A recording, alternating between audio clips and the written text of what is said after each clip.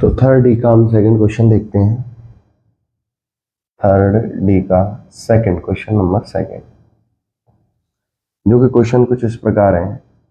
D Q minus 3d² plus 4d minus 2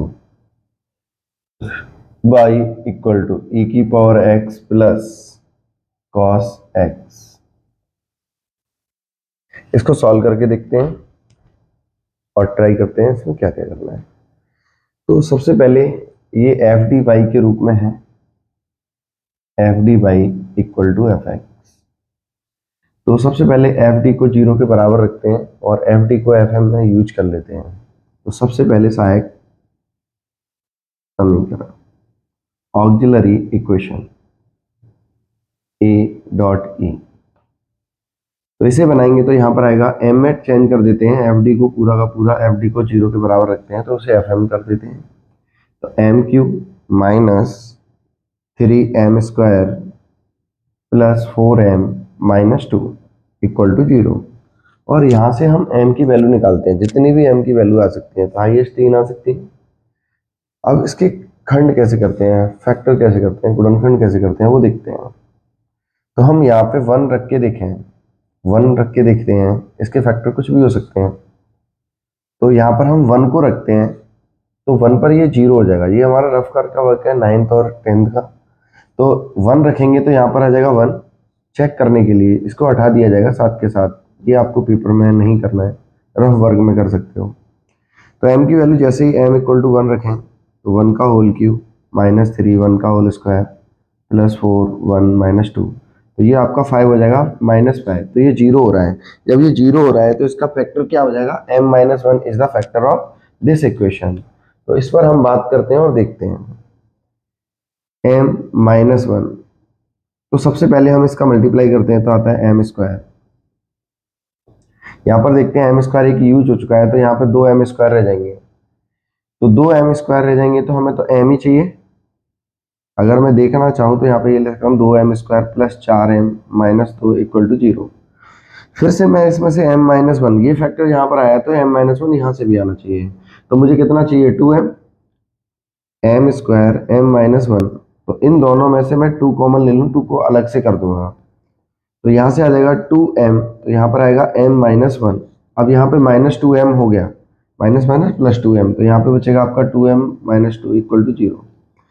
तो m² m-1 minus 2m m-1 plus 2 common ले लें m-1।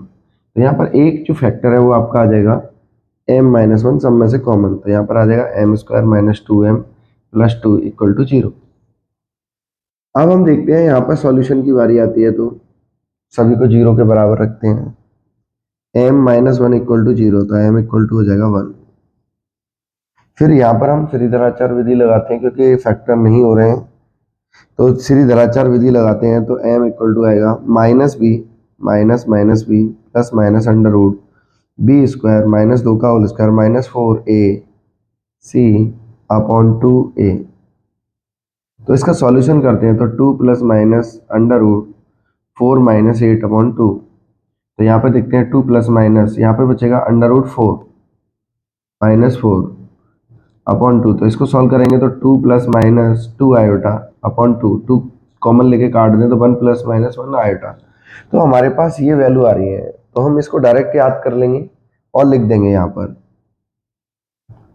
तो यहाँ पर जो m की वैल्यू आ रही है वो आ रही है आपकी 1 प्लस माइनस आयोटा और एक आपकी 1। तो यहाँ पे सबसे पहले CF निकालेंगे। तो CF निकालने के लिए हम ट्राई करते हैं यहाँ से CF इक्वल टू, सभी कॉलम्स अलग अलग हैं तो इसका लिखने का तरीका पहले ही समझा रखा है क्लास में। तो पहले इसको लिख देते हैं C1 e की पावर x, क्योंकि x से गुणा करते हैं ये, प्लस यहाँ पे 1 के लिए तो लिखेंगे e की पावर x, लेकिन आयोटा के लिए थोड़ा सा रूल्स होता है C1 cos x plus C2 sin x।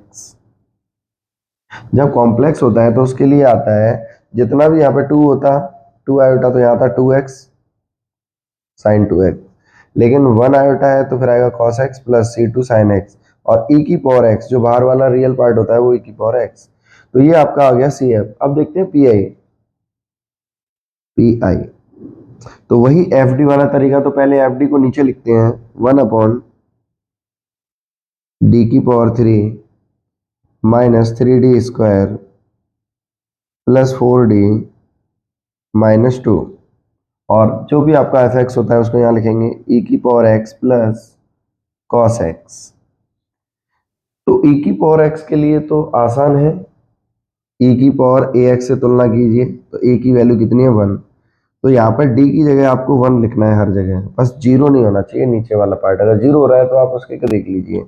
तो हमें पता है इसको ऐसे ही रखेंगे तो जीरो हो जाएगा। जीरो हो जाएगा तो हम क्या करेंगे, अब इसमें इनको अलग अलग करके फैक्टर कर लेते हैं। 1/d-1 d² इसको देख लेते हैं, m²d² -2m -2d+2। एक बार तो ex के साथ में लिखना है, एक बार cos x के साथ में लिखना है। तो 1/ यहाँ पर आएगा d³ या d-1 ही लिख दीजिए, या d² ही लिख दीजिए यहाँ पर, क्योंकि यहाँ पे तो d² का फॉर्मूला लगाएंगे। तो d³ -3d² प्लस 4d-2, ये आ जाएगा आपका cos x। अब हम इसको सॉल्व करते हैं और देखते हैं। e⁻x, तो d की जगह क्या रखेंगे 1, इसमें रखेंगे तो जीरो हो जाएगा, तो इसमें नहीं रखना, बस अपरिभाषित नहीं होना चाहिए। 1/d-1 यहाँ पे रखते हैं 1/, तो ये हो जाएगा 1